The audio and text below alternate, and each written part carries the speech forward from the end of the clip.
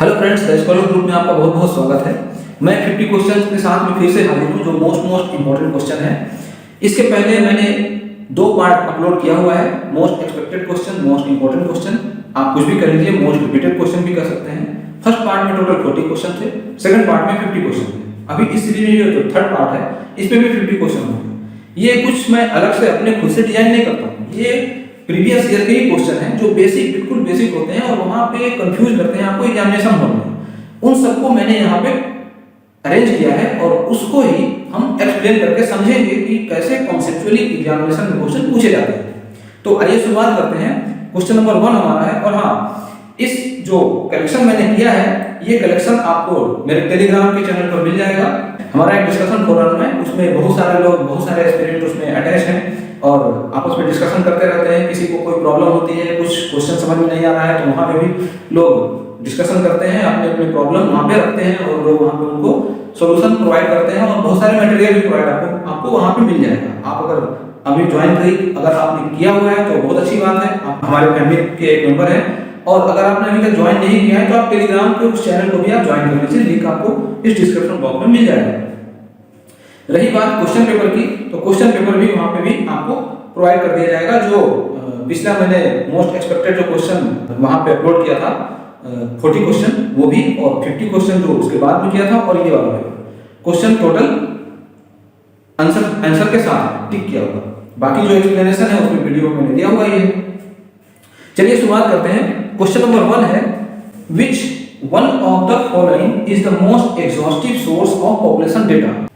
4 option इसमें दिए हुए हैं, census, demographic survey, population register and vital registration system.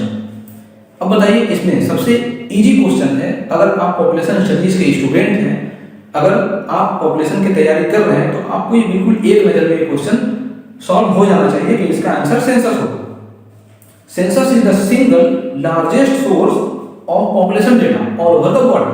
पूरे वर्ल्ड में सेंसस एक सिंगल ऐसा लार्जेस्ट सोर्स ऑफ डेटा है जो पॉपुलेशन के डेटा को अरेंज करता है। ठीक है, ये इंडिया में सेंसस एक्ट 1948 के तहत सेंसस कंडक्ट किया जाता है। इसका टोटल पूरी जो रिस्पांसिबिलिटी है सेंट्रल गवर्नमेंट के अंदर आती है। ठीक है, आर्टिकल 246 आप नोट कर लीजिए, आर्टिकल 246 के अंदर। ठीक है, नेक्स्ट बढ़ते हैं। क्वेश्चन नंबर 2 है, arrange the following international population conferences held by chronological order. Chronological order में आपके स्क्रीन पर दिख रहा है कि रोम, बुचारेस्ट, कायरो, मैक्सिको, यहां पर जो इंटरनेशनल कॉन्फ्रेंसेस कंडक्ट किए गए थे, उन सारे कॉन्फ्रेंसेस को क्रोनोलॉजिकल ऑर्डर में उनके जो ईयर, इस ईयर में ये कंडक्ट किए गए थे, आपको अरेंज करना है। सबसे पहले रोम में, आपने अगर पढ़ा भी होगा, मेरे कई सारे वीडियो में आप देख सकते हैं, पिछले प्रीवियस ईयर के बहुत सारे क्वेश्चन में ऐसा क्वेश्चन आया हुआ है, देखने को मिलता है। रोम में 1954 में इंटरनेशनल कॉन्फ्रेंस कंडक्ट किया गया था। इसके बाद बेलग्रेड में 1965 में कंडक्ट किया गया था। यहाँ पे बेलग्रेड तो दिया नहीं है, आप नोट कर सकते हैं। बुचारेस्ट में 1974 में, कायरो में 1994 में एंड मेक्सिको में 1984 में। ठीक है, आपने इतना नोट कर लिया। अब आप देखिए कि सबसे पहले क्या आता है, रोम 1954।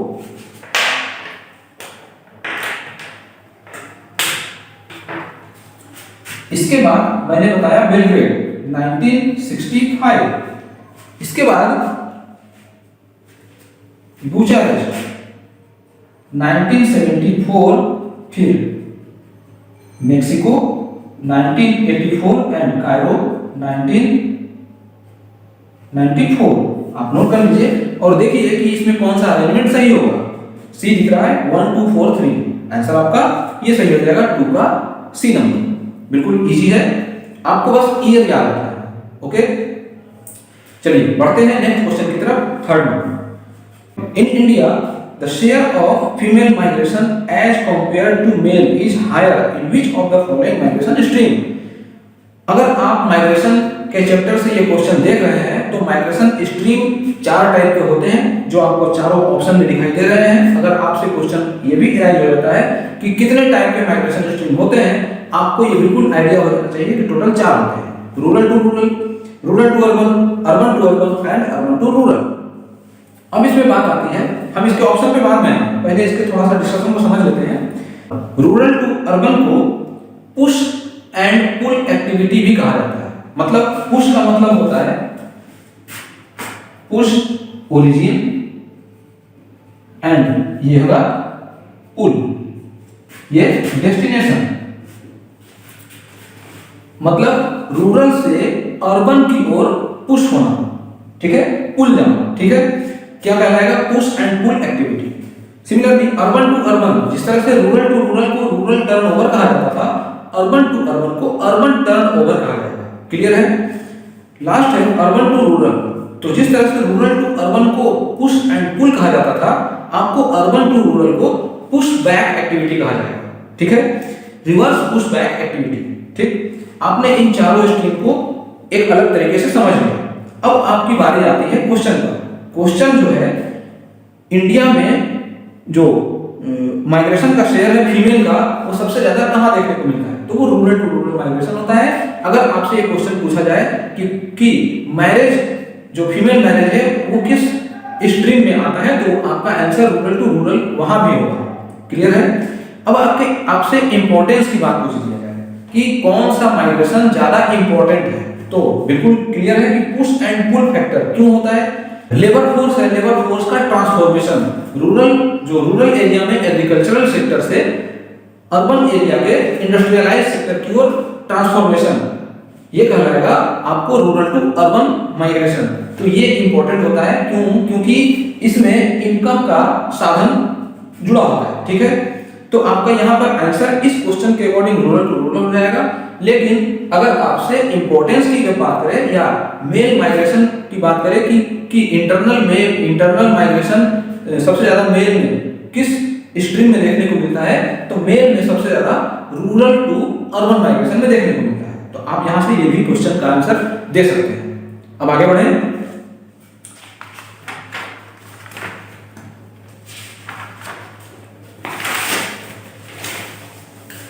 क्वेश्चन नंबर 4 आपके स्क्रीन पर दिख रहा है। The vital registration in India is carried out by which of the following.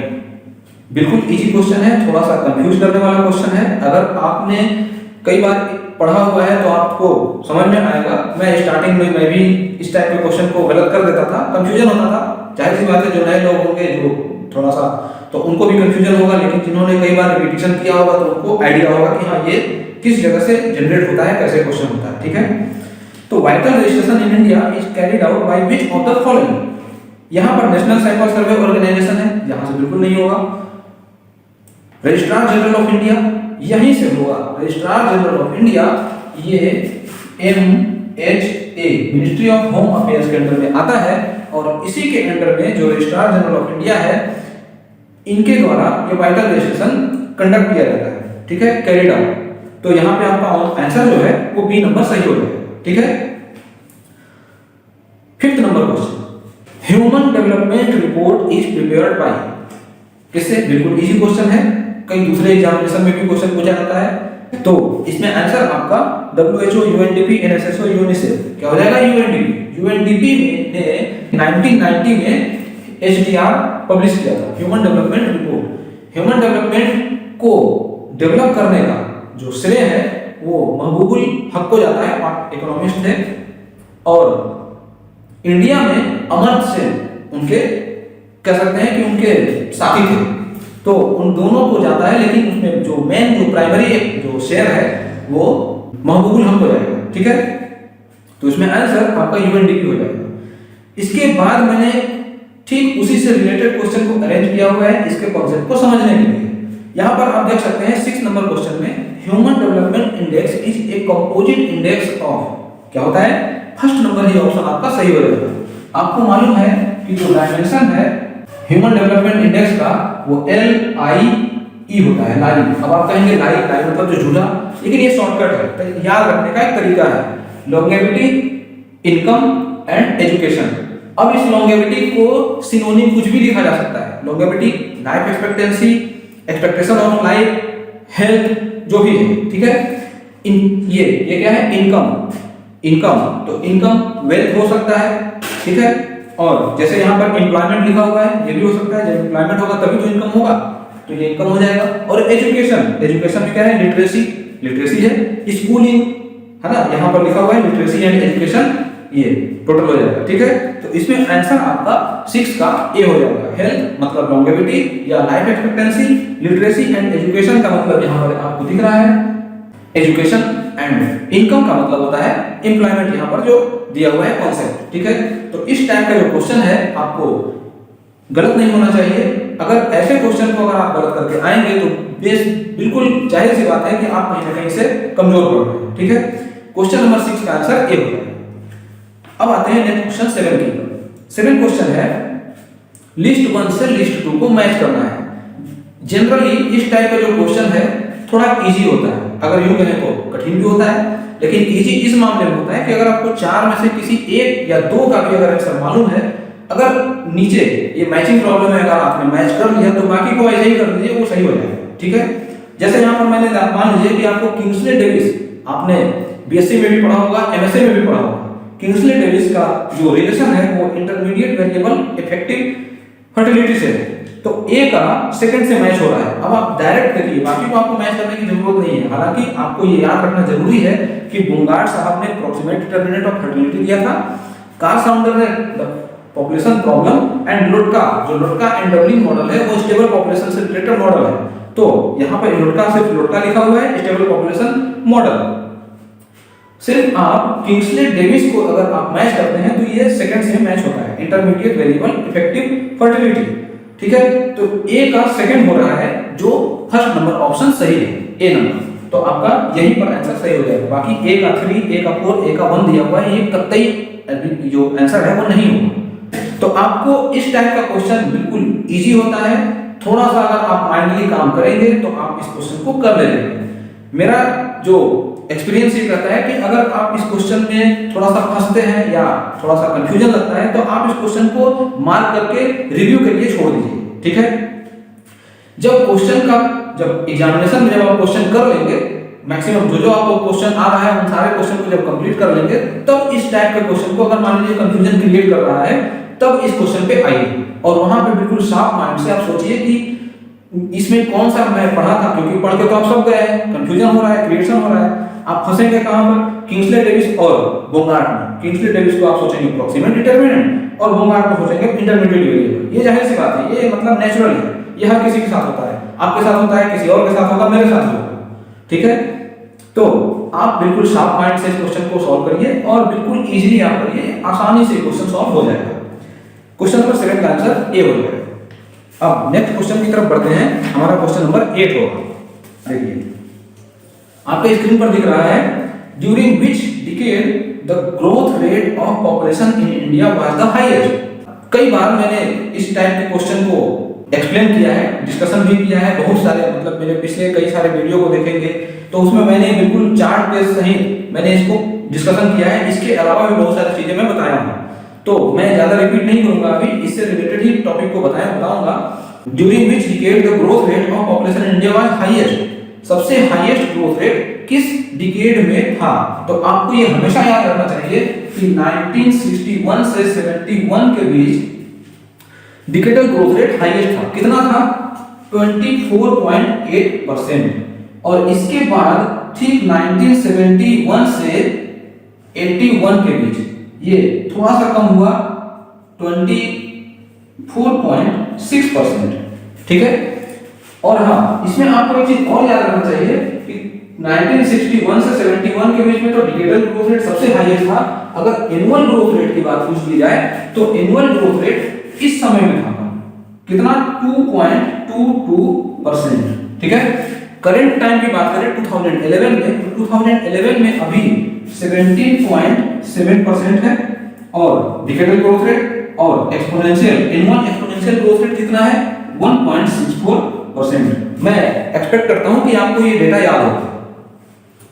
अब हमारा नेक्स्ट क्वेश्चन है 9 number, the most basic equation that expresses the change in population over time in a simple form is known as।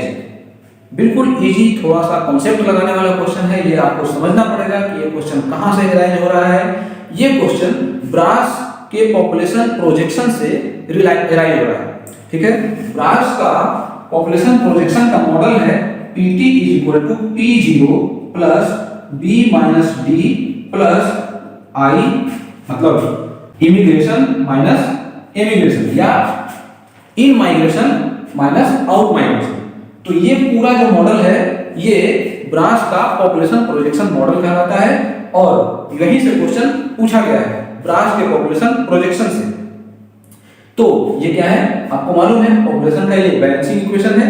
तो सबसे पहले आपका answer first number हो जाएगा, 1 number सही, बैलेंसिंग इक्वेशन। बाकी आपको कोई दिमाग ही नहीं लगाना है, क्वाड्रेटिक इक्वेशन क्या होगा, इंटीग्रल इक्वेशन क्या होगा, फंक्शनल इक्वेशन क्या होगा, नथिंग। मुझे उम्मीद है कि आपको ये चीज समझ में आ गई होगी।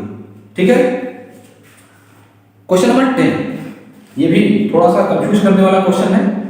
For calculating total fertility rate TFR, the denominator is, denominator आपको ये पता होना चाहिए कि TFR, यहाँ पर जो ऑप्शन पूछा गया है, लिखा गया है पॉपुलेशन 15 to 49 एज ग्रुप। आपको ये मालूम होना चाहिए कि TFR में ओनली फीमेल को कंसीडर करते हैं। तो यहाँ पर पॉपुलेशन का मतलब है कि मेल और फीमेल दोनों आ गए, तो पहला नंबर ऑप्शन कट जाएगा।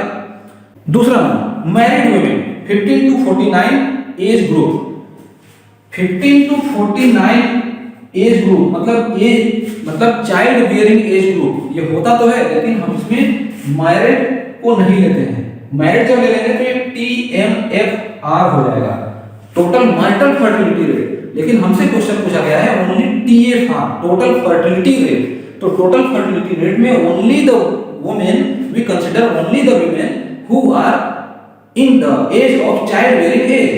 चाइल्ड बियरिंग एज क्या होगा 15 to 49। आपका आंसर क्या हो जाएगा C, total women 15 to 49 age group.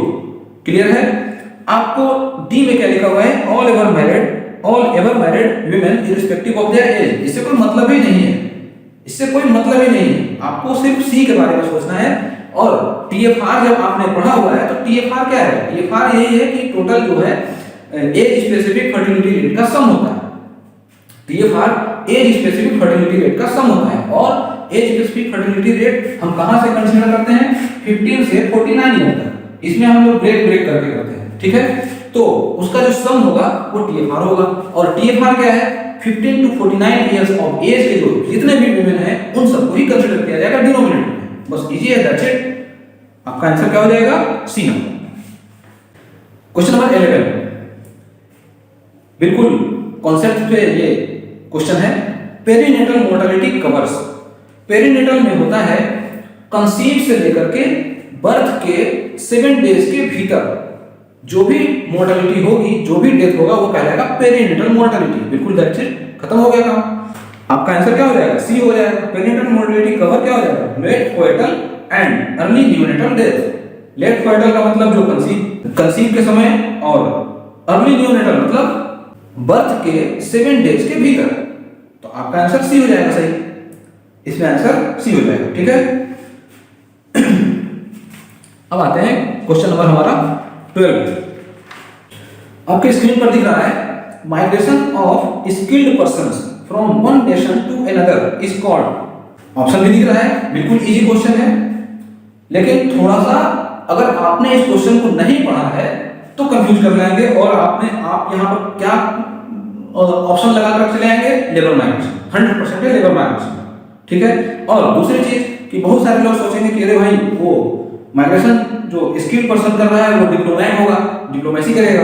तो ऐसा कुछ नहीं है, ब्रेन होगा। मतलब कोई भी पढ़ा लिखा आदमी जो, या कोई भी स्किल्ड आदमी जो एजुकेटेड बंदा हो, वो अपने जो पढ़ाई का यूज करने के लिए या फिर अच्छे अपॉर्चुनिटी को प्राप्त करने के लिए एक जगह से दूसरी जगह प्लान करता है, मतलब एक कंट्री से दूसरी जगह।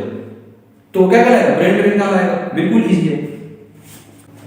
क्वेश्चन नंबर 13 है, which among the following countries has the highest fertility।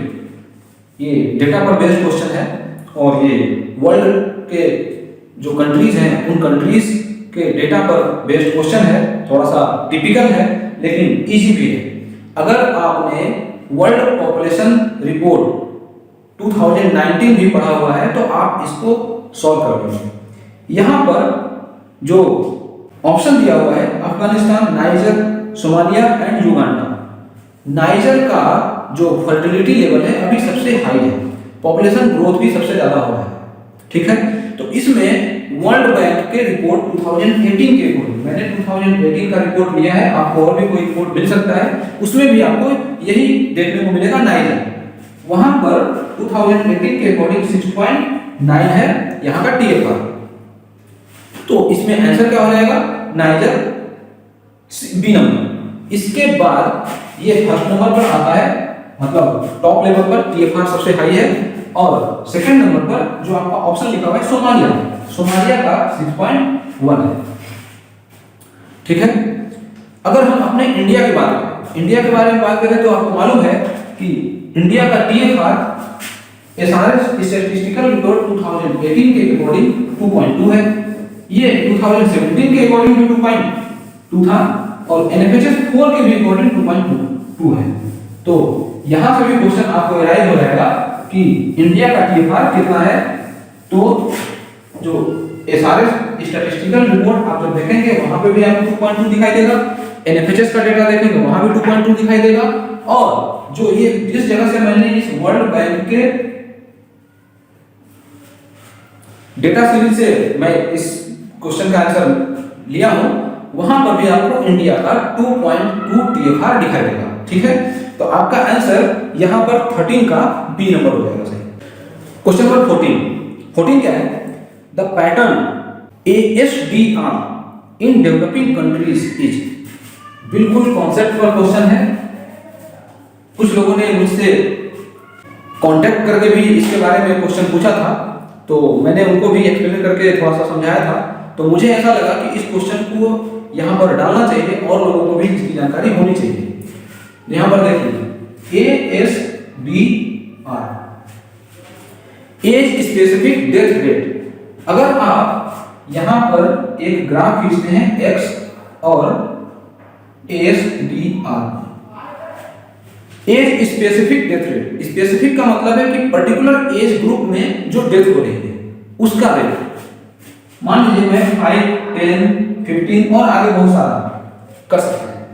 तो डेवलपिंग कंट्रीज में लाइक इंडिया स्टार्टिंग में चाइल्ड मोर्टेलिटी है हाई होता है मैक्सिमम, मतलब इसी पर काबू पाने के लिए बहुत सारे प्लान गवर्नमेंट ऑफ इंडिया की तरफ से किए जा रहे हैं।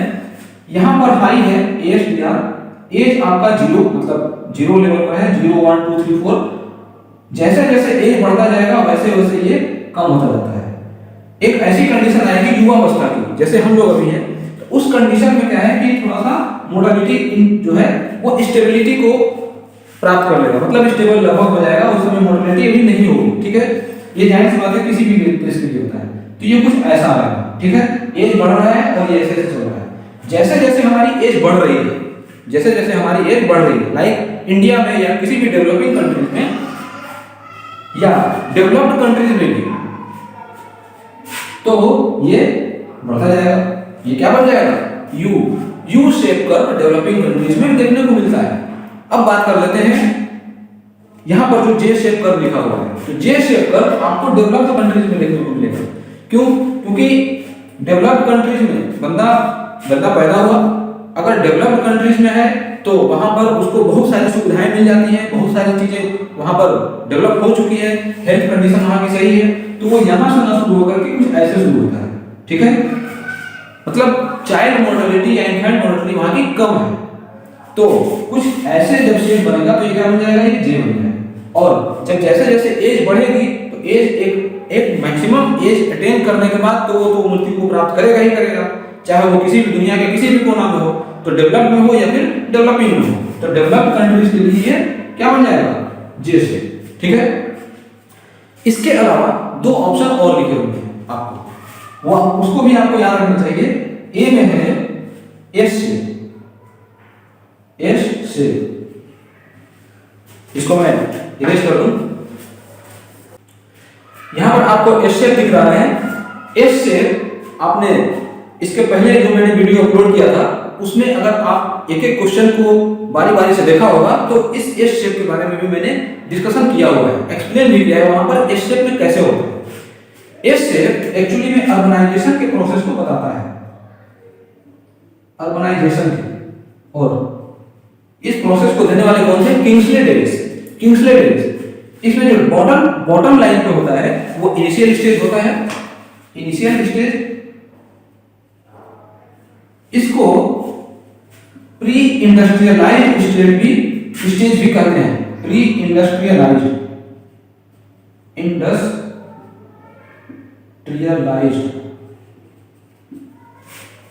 इसके बाद जैसे जैसे ये कर्व ऊपर बढ़ेगा ये एक्सेलरेशन स्टेज होता है, एक्सेलरेशन स्टेज, और इसी को मिडिल अर्बन भी कहते हैं, मिडिल अर्बनाइज्ड। एक कंडीशन ऐसा आएगा जब ये अर्बन की ओर बढ़ते बढ़ते बढ़ते बढ़ते ये यहाँ टॉप पर पहुंच जाएगा, तो टॉप पर ये टर्मिनेट हो जाता है, ठीक है, टॉप पर ये टर्मिनेट। इसके पहले जो वीडियो मैंने एक्सप्लेन किया था इसके पार्ट 2 में, वहां पर कुछ इसी टाइप का क्वेश्चन आया था और वहां पर टर्मिनेशन पूछा गया था कि जब अर्बनाइजेशन का प्रोसेस टर्मिनेट होता है तो कितने परसेंट पॉपुलेशन अर्बन पॉपुलेशन तक पर जाकर टर्मिनेट हो जाता है। वहां पर ऑप्शन मुझे ध्यान है 65 से 70% ऑप्शन दिया हुआ था। किंग्सले डेविस ने यह बताया कि 60% से 70% के बीच ये टर्मिनेशन यहां पर अर्बन पॉपुलेशन का होता है। इस स्टेज को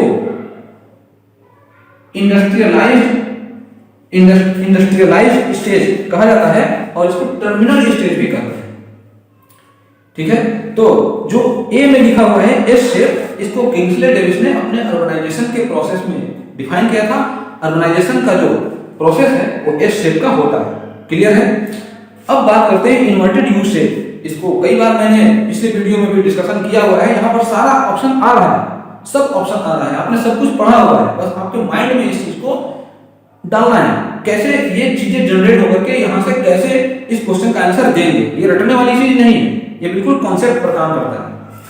इन्वर्टेड यू शेप इसको साइमन पुजनेट कर्व कहा जाता है, ठीक है। इन्वायरमेंटल पुजनेट कर्व इसको साइमन पुजनेट ने डिफाइन किया था, ये कुछ 60 के दशक में, 60s के दशक में, ठीक है। तो इन्वर्टेड यू शेप आपका इन्वायरमेंटल पुजनेट कर्व कहलाता है, ठीक है। ये तो हो गया टोटल 14 क्वेश्चन। इसके बाद हम आते हैं 15 नंबर क्वेश्चन पर। आपके स्क्रीन पर दिख रहा है correct sequence of stages of demographic transition as. ये भी डेमोग्राफिक ट्रांजिशन के ऊपर बेस्ड क्वेश्चन है। आपको मालूम है कि डेमोग्राफिक ट्रांजिशन का जो थ्योरी है वो नोटिस्टिन साहब ने 1945 में दिया था। 4 स्टेज को उन्होंने डिफाइन किया था। उन्होंने बताया था कि जो पॉपुलेशन का शिफ्टिंग है वो high birth and high death rate से low birth and low death rate की ओर होता है। तो पहला स्टेज क्या हो जाएगा? High birth and high death. इसमें ऑप्शन देखिए क्या लिखा हुआ है, high birth with high rate. तो सेकंड नंबर ऑप्शन तो पहले हो जाएगा। दूसरा, जब हाई बर्थ रेट होगा, हाई यहां पर ये सॉरी यहां देखते हैं, ये इसके 4 स्टेजेस हैं, 3 और ये 4। यहां से कुछ ऐसा चलना शुरू होगा और ये यहां खत्म हो जाता है, ठीक है। और यहां पे कुछ चलना शुरू हुआ तो ये यहां खत्म हो जाता है। ये फर्स्ट स्टेज होगा, ये सेकंड स्टेज, ये थर्ड स्टेज एंड ये फोर्थ स्टेज।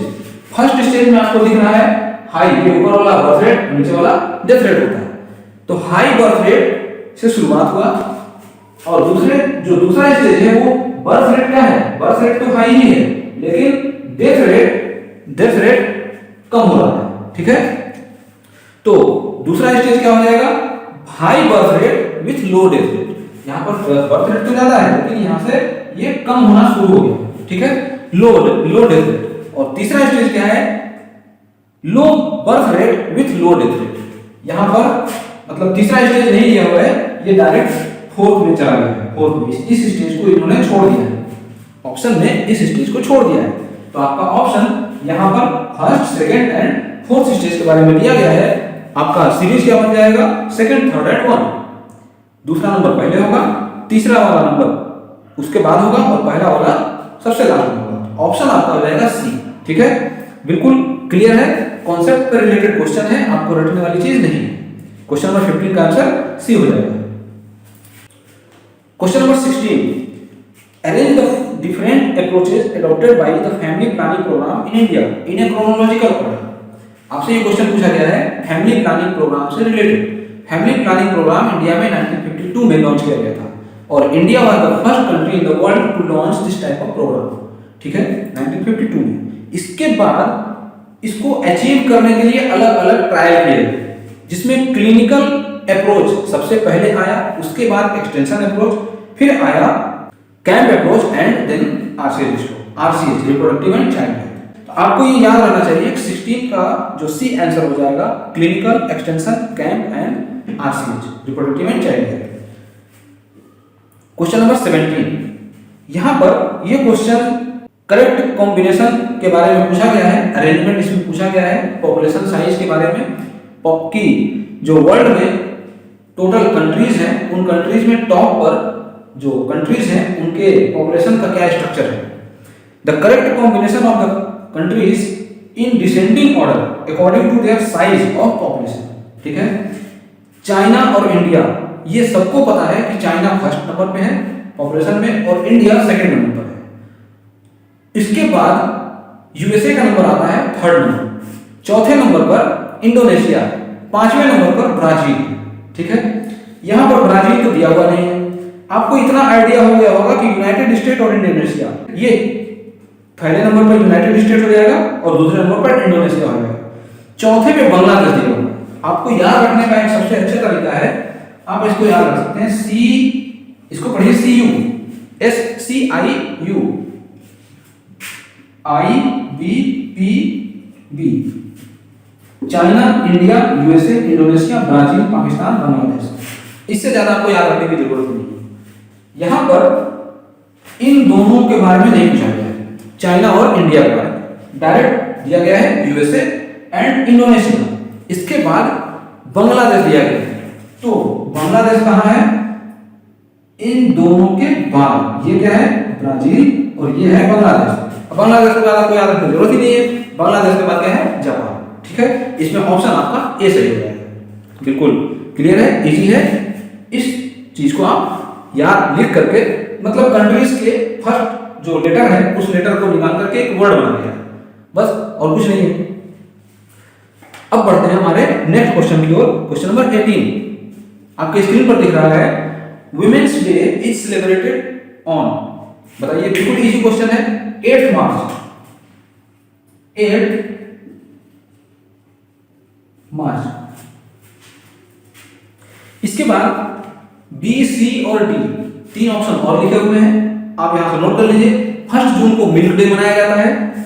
सी में 11 जुलाई है। 11 जुलाई चूंकि आप पॉपुलेशन स्टडीज के स्टूडेंट हैं, आप यूजीसी नेट का एग्जामिनेशन देने जा रहे हैं, तो पॉपुलेशन डे भी आपको पता होना चाहिए कि 11 जुलाई को मनाया जाता है।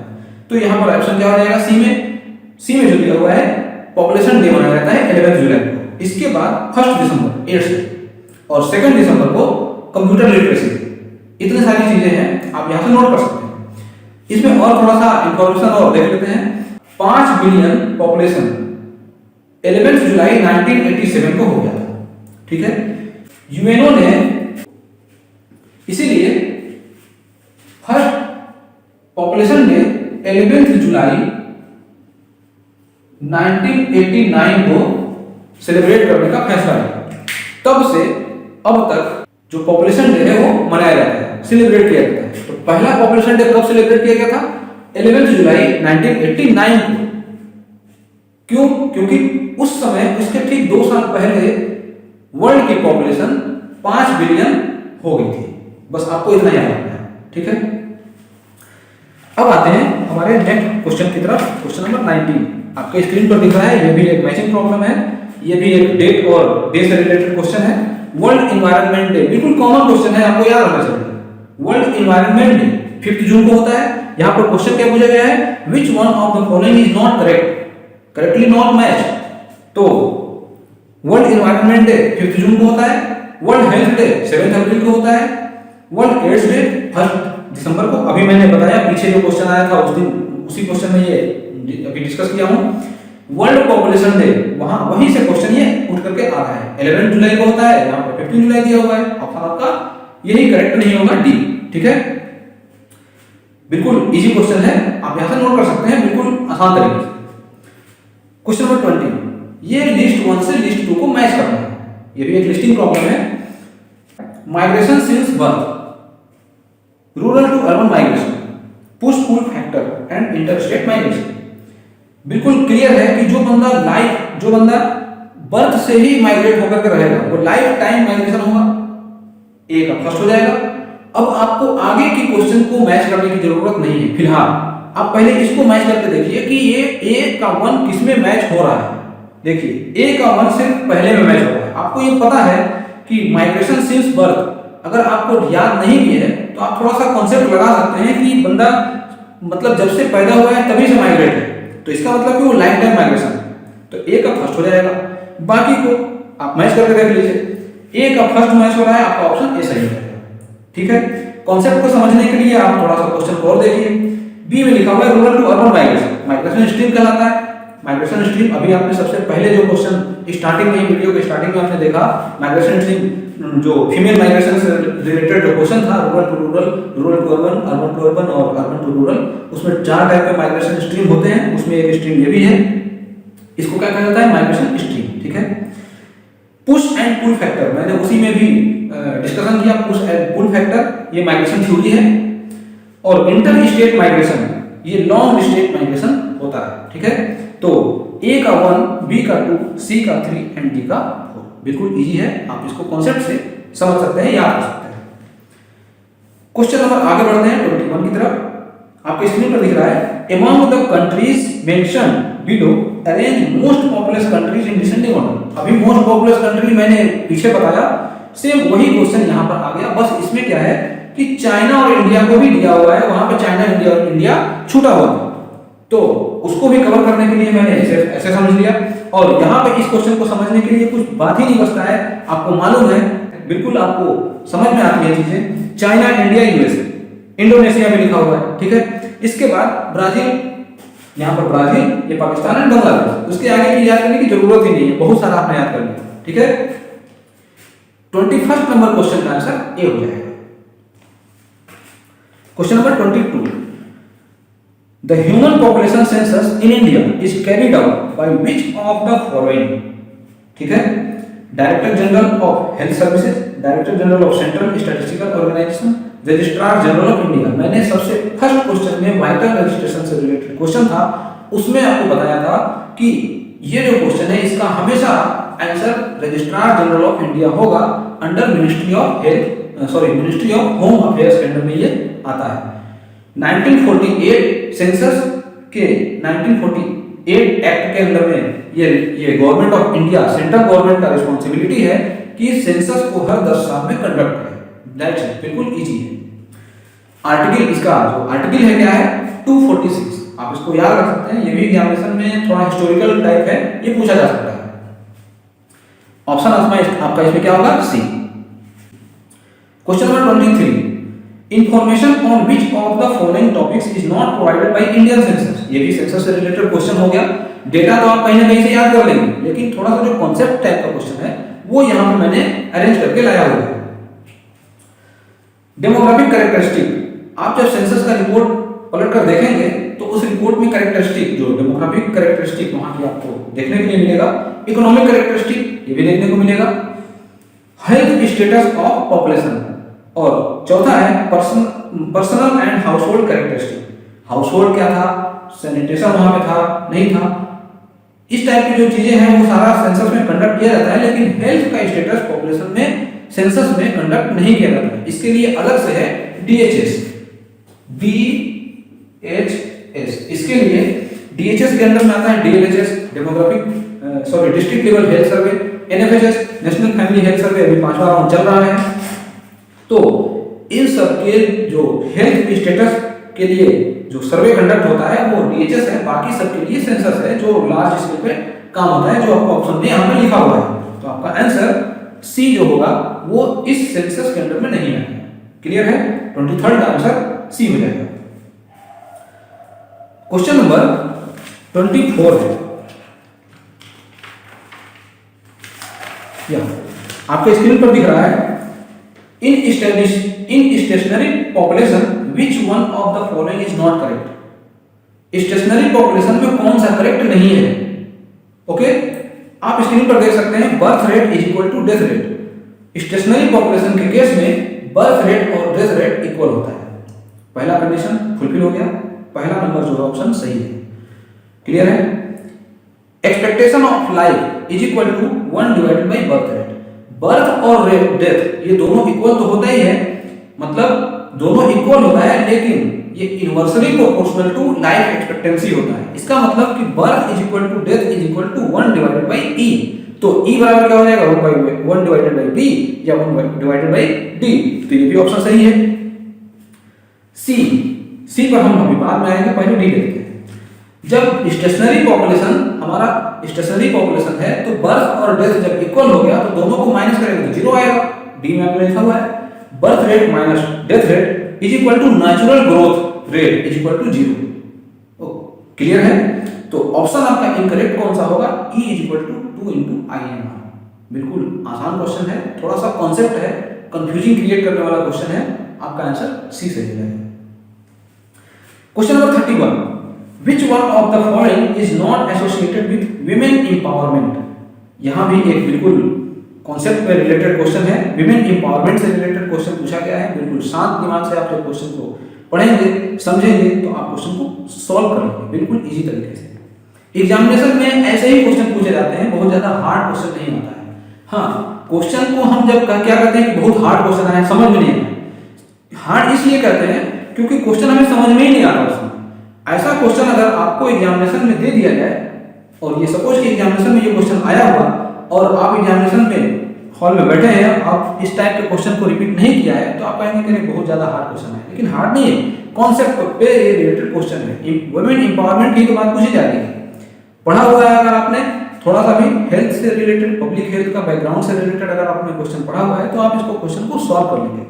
देखिए विमेन एम्पावरमेंट की जब भी बात होगी तो सोशल से रिलेटेड क्वेश्चन होगा।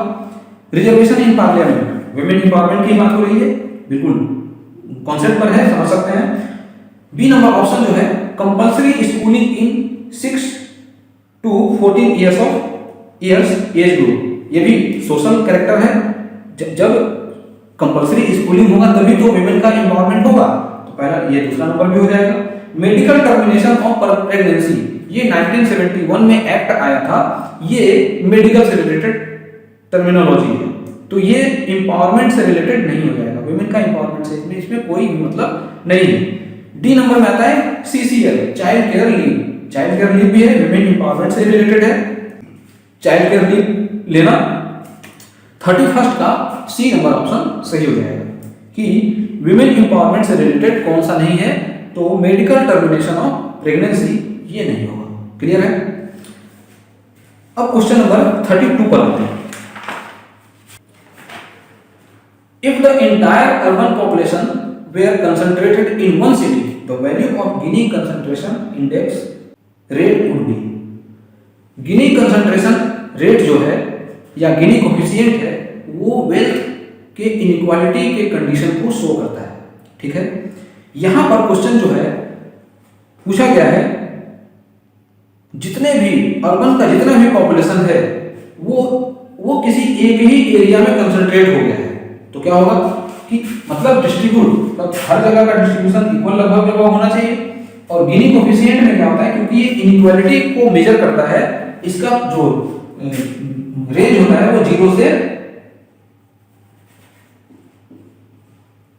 1 तक होता है, या अगर परसेंटेज में कहें तो 0% से 100% तक होता है। अगर इक्वालिटी की बात होगी तो 0 होगा, अगर इनइक्वालिटी की बात होगी वेल्थ की तो 1 हो जाएगा। ठीक है, जाहिर सी बात है कि ये कोई एक एरिया है, अर्बन एरिया। इस अर्बन एरिया के किसी एक एरिया में, मतलब ये सब छोड़ दीजिए, इसी एरिया में मैक्सिमम पॉपुलेशन कंसंट्रेट हो गया, तो जहां वहां की इनकम क्या होगी, इन सब के मुकाबले बहुत ज्यादा हो जाएगी, मतलब वो इनइक्वल हो जाएगा, इनइक्वालिटी शो करेगा। तो इस कंडीशन में गिनी जो कोफिशिएंट है वो 1 हो जाएगा। ठीक है, आंसर आपका क्या होगा? D number. 0 नहीं होगा, 0.3 नहीं होगा, 0.5 नहीं होगा और 1 नहीं होगा, सॉरी 1 होगा। अच्छा, अब आ जाते हैं क्वेश्चन नंबर 33 पर। विच one of the following names is associated with migration theory? Migration theory से कौन सा नाम एसोसिएटेड है? आपके स्क्रीन पर दिख रहा है Malthus, Leibenstein, Caldwell and Charles सेगरन। माल्थस की जो थ्योरी थी या माल्थस की आप जो बुक समझ सकते हैं 1798 में माल्थस ने an essay on the principle of population ये लिखा था।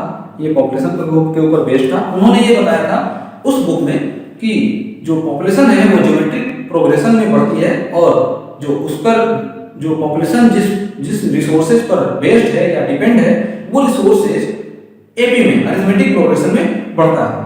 तो यहाँ पर ये जो थ्योरी है वो पॉपुलेशन से रिलेटेड हो गई माल्थस की। इसके बाद रेवाइन्स्टीन, आपने पढ़ा होगा डायरेक्ट रेवाइन्स्टीन लॉ ऑफ माइग्रेशन, आपका आंसर यही हो जाएगा रेवाइन्स्टीन लॉ ऑफ माइग्रेशन। तो आंसर इसमें जो बी है वो हो जाएगा एसोसिएटेड विद माइग्रेशन। बात कर लेते हैं सी की कार्डवेल थ्योरी। कार्डवेल थ्योरी जो है वो वेल्थ फ्लो थ्योरी, इसको जेसी कार्डवेल ने दिया था। और चंद्रशेखरन आपको मालूम होगा डुअल रिकॉर्ड सिस्टम या डुअल रिपोर्टिंग सिस्टम, ये एसआरएस सैंपल रजिस्ट्रेशन के ऊपर सैंपल रजिस्ट्रेशन सिस्टम के ऊपर बेस्ड होता है। और इस थ्योरी को चंद्रशेखरन एंड डेमिंग ने दिया था। तो कभी कभी डेमिंग के नाम के पे भी क्वेश्चन दिया जाता है, कभी कभी चंद्रशेखरन भी लिख करके दे देता है। तो आपको याद रखना चाहिए कि चंद्रशेखरन एंड डेमिंग फॉर्मूला जो होता है डुअल रिकॉर्डिंग सिस्टम पे बेस्ड है। Question number 34।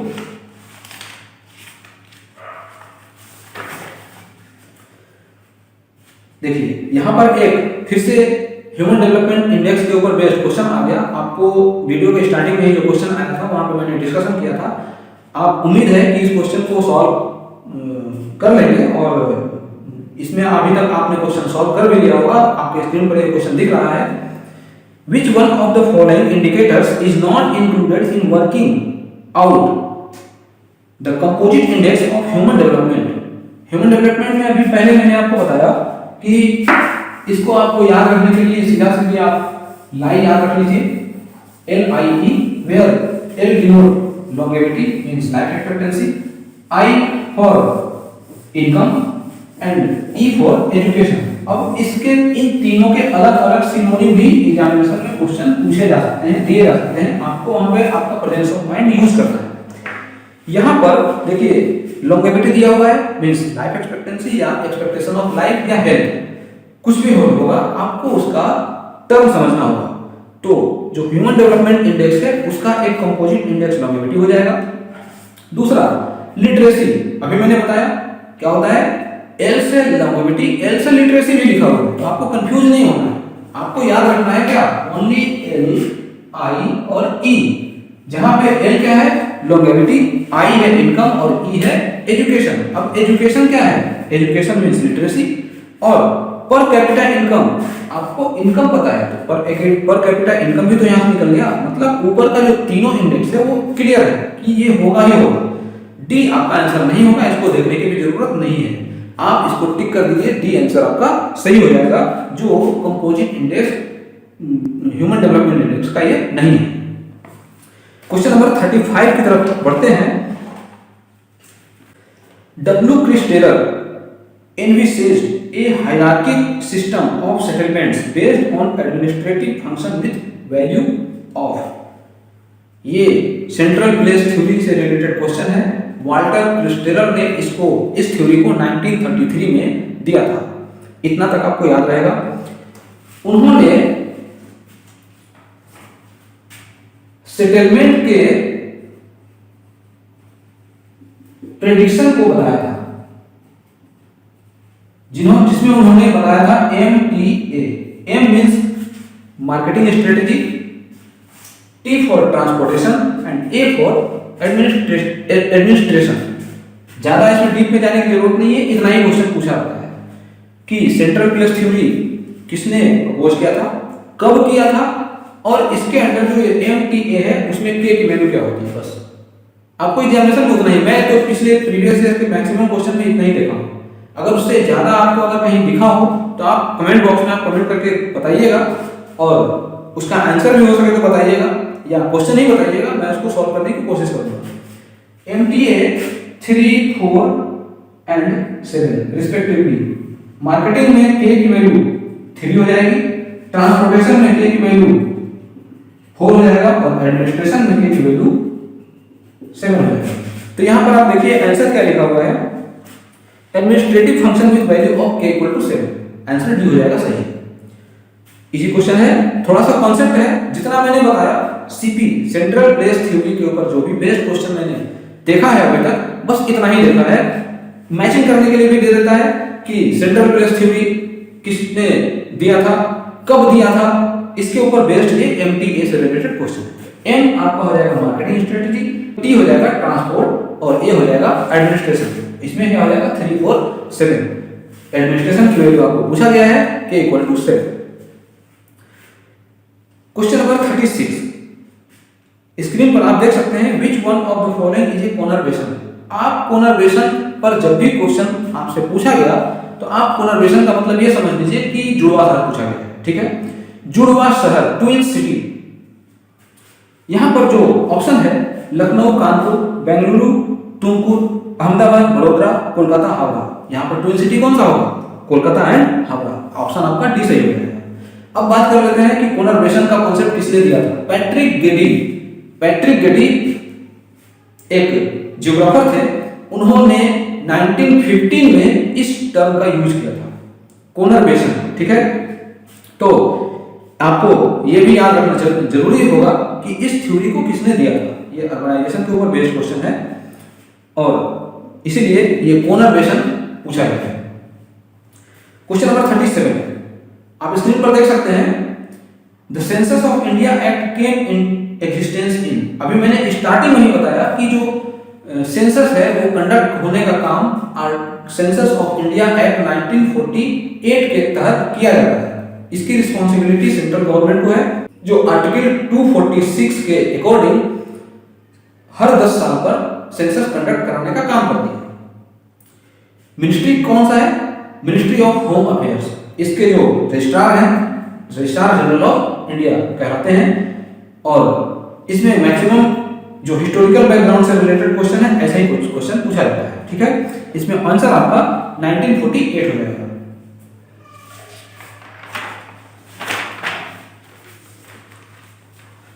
Question number 38, the Whipple's index is used to access. First option आपको दिख रहा है relative preference of digit 0 to 0 and 0 to 5। ये विपिल्स इंडेक्स हो जाता है और जब 0 to 9 की बात हो तो ये मायर्स इंडेक्स हो जाता है, बस इतना ही। और इसीलिए मायर्स इंडेक्स को ब्लेंडेड पॉपुलेशन भी कहा जाता है, ठीक है। ब्लेंडेड पॉपुलेशन के लिए मायर्स इंडेक्स यूज होता है और उसमें जो टर्मिनल डिजिट है वो 0 to 9 होता है। बिल्कुल इजी है, आप समझ सकते हैं। इसके अलावा जो दो और इंडेक्स हैं, United Nation index. United Nation index क्या है, इसमें 3S UN index 3S plus M plus F। ये S क्या है, M क्या है और F क्या है। S means sex ratio, age sex ratio, average age sex ratio. United Nation के ऊपर जो बेस्ड क्वेश्चन है, यूनाइटेड नेशन इंडेक्स होता है 3 times age sex ratio plus male age sex ratio plus female age sex ratio. ये आपको ये equation आपको एग्जामिनेशन में दे दिया जाएगा और यहाँ से इसके टर्मिनोलॉजी को भी पूछा जाता है। इसमें मल्टीप्लिकेशन के बारे में भी पूछा जाता है कि 3 से कौन सा मल्टीप्लाई होगा।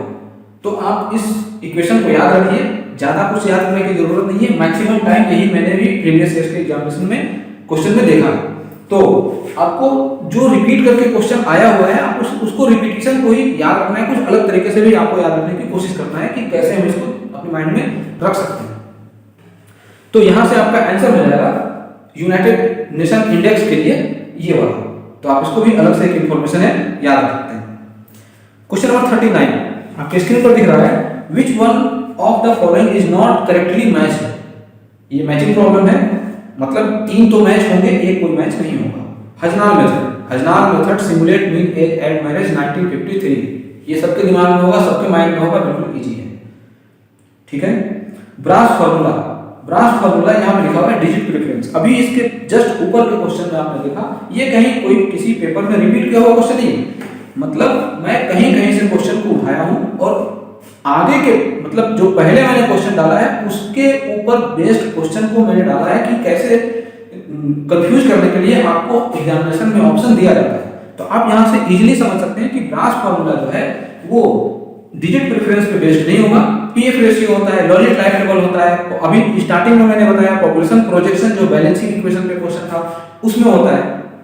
तो आप ब्रांच फार्मूला कभी भी डिजिट प्रेफरेंस पे बेस्ड नहीं होगा, ये ऑप्शन गलत होगा, ये आप टिक नहीं कर सकते, ये आपका आंसर गलत होगा, करेक्टली मैच नहीं है। बाकी आगे के और देख लेते हैं। Read and merit life table, ये होता है Kings life table, read and merit life table. Chandrasekaran and Deming, ये मैचिंग ऑफ इवेंट है, ये डुअल रिकॉर्डिंग सिस्टम में यूज होता है, सैंपल रजिस्ट्रेशन सिस्टम के ऊपर बेस्ड है, इसको डुअल रिकॉर्डिंग सिस्टम भी कहा जाता है। चंद्रशेखरन डेमिंग, इसके पहले भी मैंने अभी आप जब सीरियल बाय सीरियल आप मेरे डिस्कशन को देख रहे हैं तो यहाँ पे आप समझ सकते हैं कि किस तरह से पीछे के क्वेश्चन का ऑप्शन या पीछे का क्वेश्चन डायरेक्ट किसी के अगले क्वेश्चन के ऑप्शन से मैच हो रहा है। क्वेश्चन नंबर 40, ये बिल्कुल कैजुअल क्वेश्चन है, कह सकते हैं। किसी भी एग्जाम में नेट का जो पॉपुलेशन स्टडीज का पेपर है उसमें एक क्वेश्चन तो 100% रहना ही रहना है, या तो फॉर्मूला देगा या तो आपसे न्यूमेरिकल वैल्यू पूछ लिया जाएगा या दोनों देगा, तो आपके लिए प्लस पॉइंट हो जाएगा। आप इसको भी याद रखिए और न्यूमेरिकल वैल्यू भी निकालिए। यहाँ पर दिया हुआ है the doubling time T of a given population with growth rate R is, growth rate R के लिए doubling time t is equal to log 2 divided by r होता है विथ बेस a। कैसे? log 2 base a divided by r, ये होता है doubling time. तो आपका आंसर ये क्या हो जाएगा, t is equal to log 2 base e divided by r। अब अगर न्यूमेरिकली आपसे क्वेश्चन पूछा जाए कि कोई पॉपुलेशन अगर 1% के रेट से इंक्रीज हो रहा है तो कितने टाइम लगेगा उसको डबल होने में, तो उसके लिए फॉर्मूला है t is equal to 70 by r। तो r इज इक्वल टू अगर 1 हो तो 1% के रेट से अगर कोई पॉपुलेशन इंक्रीज हो रहा है तो उसे डबल होने में टोटल 70 इयर्स लगेंगे। बिल्कुल क्लियर है। आप किसी भी कंट्री का अगर एनुअल ग्रोथ रेट अगर आपको पता है तो वहां से उसकी डबलिंग टाइम आप निकाल सकते हैं, प्रोजेक्ट करके निकाल सकते हैं कि डबलिंग टाइम क्या होगा। आपसे एग्जामिनेशन में भी क्वेश्चन पूछा जाता है डबलिंग टाइम, कोई एक पॉपुलेशन ग्रोथ रेट आपको दे दिया जाएगा r और पूछा जाएगा कि कितने समय में, तो t की वैल्यू निकालना है। फॉर्मूला ये न्यूमेरिकल वैल्यू के लिए याद रखिए और जो आपको एग्जामिनेशन में क्वेश्चन दिया गया है आप ये याद रखिए। बिल्कुल कॉन्सेप्ट पर बेस्ड क्वेश्चन है, इसको नोट कर लीजिए। इसके बाद हमारा क्वेश्चन आता है 41 number. Lexus diagram is a way for measuring, Lexus diagram का यूज मोर्टेलिटी रेट को मेजर करने के लिए होता है। इसमें ऑप्शन सी हो जाएगा क्लियर। माइग्रेशन, न्यूट्रलिटी, फर्टिलिटी ये नहीं होगा। माइग्रेशन का मतलब आपको समझ में आ रहा है कि डिस्प्लेसमेंट की बात हो रही है, एक जगह से दूसरे जगह को मूव करने की बात हो रही है। न्यूट्रलिटी का मतलब होता है मैरिज रेट निकालना, फर्टिलिटी आपको पता है नैटलिटी होता है, और लेक्सिस डायग्राम मोर्टेलिटी के लिए यूज होता है। तो ऑप्शन आपका 41 के लिए सी हो जाएगा। क्वेश्चन नंबर 42, इसमें ऑप्शन क्या है, which one of the following countries has the highest expectation of life. Highest expectation of life किस कंट्री का है? तो अभी क्या है, जापान का सबसे maximum highest expectation of life है। इसमें ऑप्शन आपका बी हो जाएगा, आप टिक कर लीजिए। Question number 43, following factors are important for a high growth rate of India's population. 4 statement आपको दिए हुए हैं, low literacy rate, low women status, low life expectancy, son preference. आप जाहिर सी बात है कि अगर आपने कितना भी पढ़ा हुआ है ऐसा क्वेश्चन तो आप नहीं पढ़ के गए होंगे। अगर प्रीवियस ईयर के पेपर में आपको मिल गया तो अच्छी बात है, वैसे अगर पेपर में नहीं पढ़ा तो आप पढ़ के नहीं गए, तो वहां पर आपको एग्जामिनेशन हॉल में क्या करना है, अपने माइंड का यूज करना है, प्रेजेंस ऑफ माइंड रखना है। Important factor for high population growth rate के बारे में पूछा गया है इंडिया के पॉपुलेशन में। सबसे पहले जो आपके माइंड में सवाल आ रहा है उस क्वेश्चन को क्लिक करिए और इस क्वेश्चन में देखिए, स्टेटमेंट में देखिए कि क्या होना चाहिए। सबसे पहले आप देखिए सन प्रेफरेंस। सन प्रेफरेंस जब होगा मतलब सन प्रेफरेंस हो रहा है, सन के प्रेफरेंस के लिए मतलब ग्रोथ रेट बढ़ाया जा रहा है, फैमिली साइज बढ़ाते चले जा रहे हैं। तो इसमें बी क्या होगा, following rate are important. Important पूछ रहा है, कौन कौन सा इंपॉर्टेंट है, तो इसमें सन प्रेफरेंस भी हो जाएगा। सबसे लास्ट से आप शुरू करिए। लो लिटरेसी रेट भी हो जाएगा, क्योंकि अगर जहां की भी जिस जगह की भी जिस जियोग्राफिकल लोकेशन की, इंडिया की ही बात करें तो जिस जियोग्राफिकल लोकेशन की लिटरेसी लेवल कम है वहां की फर्टिलिटी रेट सबसे हाई है। टीएफआर की बात करें तो बिहार की टोटल फर्टिलिटी रेट 3.2 है आज के टाइम में। इसके बाद यूपी का नंबर आता है, वहां का लिटरेसी लेवल क्या है, कम है, इसी वजह से वहां का टोटल फर्टिलिटी रेट ज्यादा है। तो आप यहां से उस एसआरएस का जो रिपोर्ट है उस रिपोर्ट से भी आप अंदाजा लगा सकते हैं कि लो लिटरेसी रेट है तो ग्रोथ रेट ज्यादा होगा। ठीक है। लो वुमेन्स स्टेटस, जब लिटरेसी रेट कम है तो वुमेन का स्टेटस भी कम होगा, तो इसमें 2 भी हो जाएगा। लो लाइफ एक्सपेक्टेंसी, लाइफ एक्सपेक्टेंसी तो हेल्थ के कंडीशन पे या फिर वेल्थ के कंडीशन पे बहुत सारी चीजों पर डिपेंड करेगा, तो इसमें 3 तो नहीं होगा, बाकी फर्स्ट, सेकंड एंड फोर्थ जरूर होगा। तो आपका ऑप्शन इसमें 1, 2 एंड 4 डी नंबर ऑप्शन सही हो जाएगा। आपको मुझे उम्मीद है समझ में आ गया होगा। नेक्स्ट आगे बढ़ते हैं। क्वेश्चन नंबर 44 आपको स्क्रीन पर दिख रहा है, विच of the following is not matched correctly, CBR, ASFR, GRR, ASMFR। CBR consider total population in the denominator, आपको पता है total number of birth divided by total number of population into 1000। इस 1000 को रेडिक्स कहा जाता है। टोटल जब हम काउंट करते हैं, जब टोटल में से जब हम कैलकुलेट करते हैं तो उस टोटल को रेडिक्स कहा जाता है। जैसे कि आपने लाइफ टेबल में पढ़ा होगा, आपके पास स्पेसिफिक डेट दिया गया है और आप 1 लाख में या 1000 में या 10 लाख में आप कैलकुलेट कर रहे हैं, तो उस 1 लाख या 10 लाख को क्या कहा जाता है, L0। L0 हमें क्या कहते हैं, रेडिक्स। तो मैं थोड़ा सा यहाँ से रेडिक्स की तरफ चला गया। यहाँ पर CBR टोटल पॉपुलेशन की बात हो रही है, डिनोमिनेटर में ये CBR होगा। ASFR total women in each group in the denominator, denominator में अलग अलग ग्रुप के जो वुमेन होंगे उनको कंसीडर किया जाएगा। ये स्पेसिफिक एज रेट होगा, specific fertility rate. GRR gross reproduction rate, gross reproduction rate में consider mortality, mortality only NRR में कंसीडर किया जाता है, मतलब नेट रिप्रोडक्शन रेट में फर्टिलिटी के साथ साथ मोर्टेलिटी को भी कंसीडर किया जाता है। यहाँ GRR में ओनली फर्टिलिटी को कंसीडर किया जाएगा। तो यहाँ पर जो ऑप्शन है कंसीडर मोर्टेलिटी, ये तो ऑप्शन होगा ही नहीं, आंसर आपका सी सही हो जाएगा। बाकी आपको आगे का देखना है तो देखिए, नहीं तो छोड़ दीजिए। ASMFR क्या है, जिस तरह से ASFR था age specific fertility rate, similarly age specific marital fertility rate, married group में होगी उसकी अलग अलग ग्रुप में, अलग अलग जो एज ग्रुप में फर्टिलिटी। ठीक है, लिखा ना total married women in each group in the denominator. तो आपका यहाँ पर ऑप्शन सी सही हो जाएगा, GRR which not consider mortality. Question number 45 थोड़ा सा ये हिस्टोरिकल बैकग्राउंड से रिलेटेड क्वेश्चन है। NFHS 1, 2 and 3 the according to NFHS 1, 2 and 3 the respective IMR of India were। यहाँ पर इस क्वेश्चन को मैंने इसलिए डाला क्योंकि इसका आंसर मुझे भी पता नहीं था, ये तो डेटा पर रिलेटेड क्वेश्चन है। मैं इसके बारे में सर्च किया, NFHS 1 का रिपोर्ट देखा, 2 का, 3 का, उसके बाद 4 का भी रिपोर्ट देखा, क्योंकि ये जिस समय का क्वेश्चन है, ये शायद 2009 का क्वेश्चन है। उस समय ये क्वेश्चन पूछा गया था, उस समय के लिए रिसेंट डेटा था, क्योंकि 2005-6 में NFHS 3 रिलीज हुआ था और अभी रिसेंट टाइम में 2015-16 के ड्यूरेशन में NFHS 4 रिलीज हुआ है। तो NFHS 4 में IMR का क्या स्टेटस है, उस क्वेश्चन को यहां से मैं NFHS 4 से रिलेट करने के लिए इस क्वेश्चन को मैंने यहां डाला। ठीक है, इसके पीछे यही वजह है, बाकी इसमें कुछ ज्यादा कुछ नहीं है, आपको बस डेटा याद रखना है। ऑप्शन ए में लिखा हुआ है 79, 68, 57। इसके बाद NFHS 4 में 41, ये आपका ए ऑप्शन सही हो जाएगा। इसमें बहुत ज्यादा कुछ करने की जरूरत नहीं है, आपको डेटा याद रखना है कि NFHS 1 में जो IMR था 79 था, दूसरे में 68 था। आपको 79 ही याद रखना है बस। पूछे क्यों, इसलिए यहाँ पर ये 1 में था 79, सेकेंड में इसमें से एक घटाइए 6, इसमें से एक घटाइए 8, मतलब 11 की कमी हो गई 68।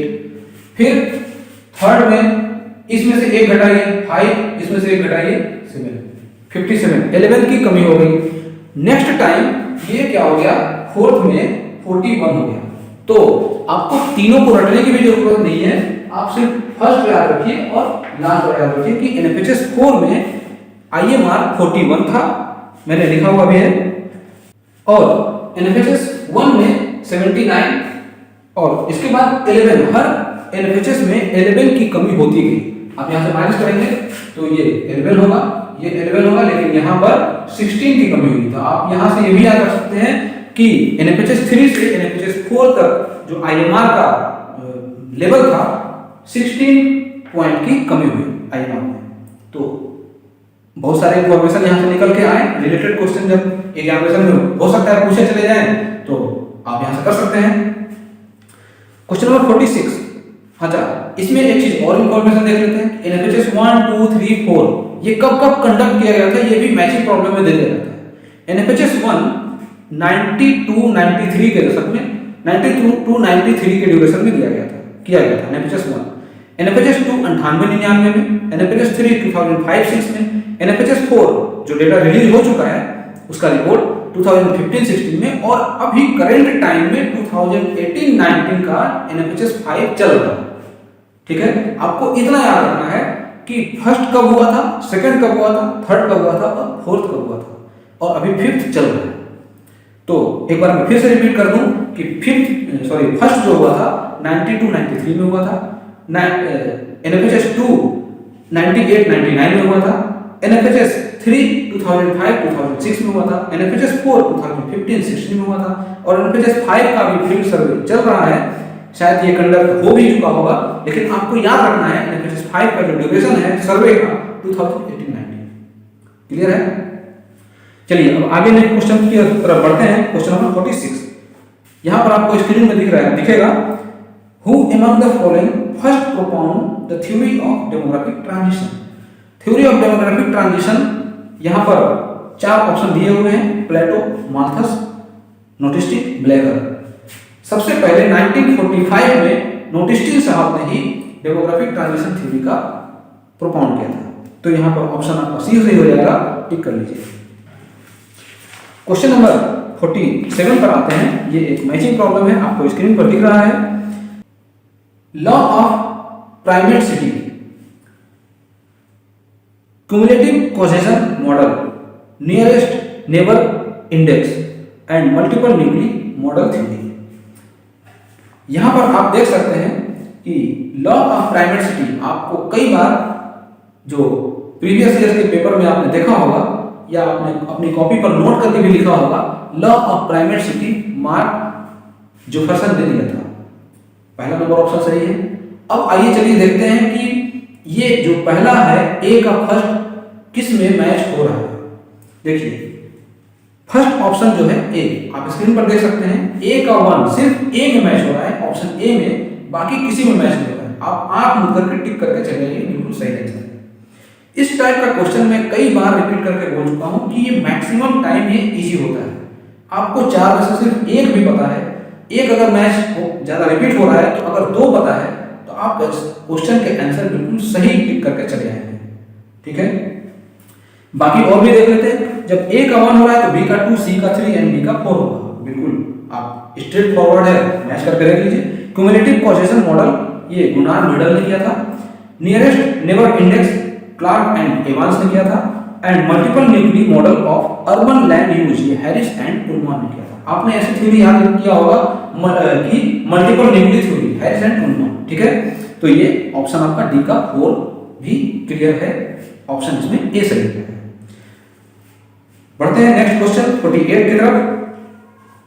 Limits to population growth are set by sustainable use of world resources, climate change and global warming, agricultural production and food supply, available information technology. जो लिमिट टू ग्रोथ थ्योरी थी 1972 में मीडो के द्वारा, मीडोज एक इकोनॉमिस्ट थे, और philosopher भी थे, उनके द्वारा ये limit to growth theory propose किया गया था या फिर डेवलप किया गया था, कह सकते हैं। ये थ्योरी वर्ल्ड रिसोर्सेज के ऊपर बेस्ड थी, sustainable use of world resources. ठीक है, तो इसमें ऑप्शन आपका ए सही हो जाएगा, क्लियर। इसके बाद ये जो थ्योरी आई थी 1972 में, इसके पहले आपको याद रहना चाहिए 1968 में पॉपुलेशन बॉम्ब करके एक बुक पब्लिश हुआ था, जिसको किसने पब्लिश किया था? एन्ने एहरलिच एंड पॉल एहरलिच, दोनों हस्बैंड वाइफ थे। सॉरी, जो हस्बैंड थे वो पॉल एहरलिच थे और एन्ने एहरलिच उनकी वाइफ थी। दोनों स्कॉलर थे।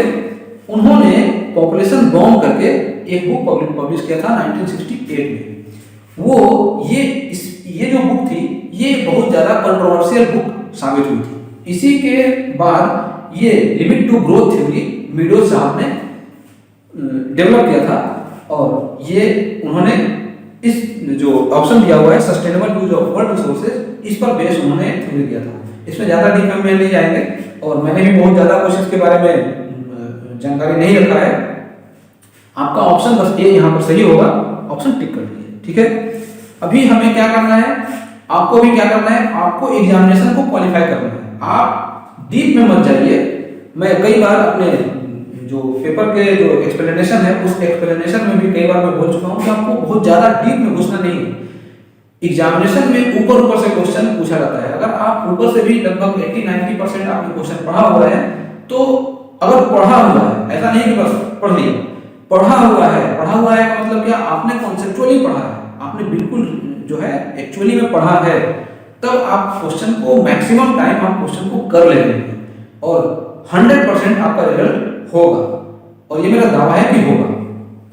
तो डीप में घुस के नहीं पढ़ना है, लेकिन हाँ, आपको जो भी ऊपर भी पढ़ना है तो मैक्सिमम चीजें आपको तैयार करके रखना है। एग्जामिनेशन में आपसे क्वेश्चन ऐसा मतलब घुमा फिरा करके बहुत हाई फाई तरीके से नहीं क्वेश्चन पूछा जाएगा। आप जितना पढ़ के गए हैं उतना सही आपका रिजल्ट हो जाएगा, 100% श्योर हो जाएगा। वही क्वेश्चन जब हम एग्जामिनेशन में सॉल्व करके आते हैं, जब पेपर दोबारा जब घर पे देखते हैं तो कहते हैं कि यार ये तो मैं क्वेश्चन छूट गया या फिर गलत हो गया। क्यों? वहां पर आपका प्रेजेंस ऑफ माइंड काम नहीं किया, आपने सॉल्व नहीं किया, आपने गलत कर दिया। यहाँ पे आपका प्रेजेंस ऑफ माइंड, आपने क्वेश्चन पढ़ा हुआ था या नहीं भी पढ़ा था, तो कॉन्सेप्ट से क्वेश्चन को सॉल्व कर दिया। होता है, हर किसी के साथ होता है, आपके साथ होता है, हमारे साथ भी, मेरे साथ भी होता है। तो ये नेचुरल चीज है, इससे प्रॉब्लम नहीं होना चाहिए।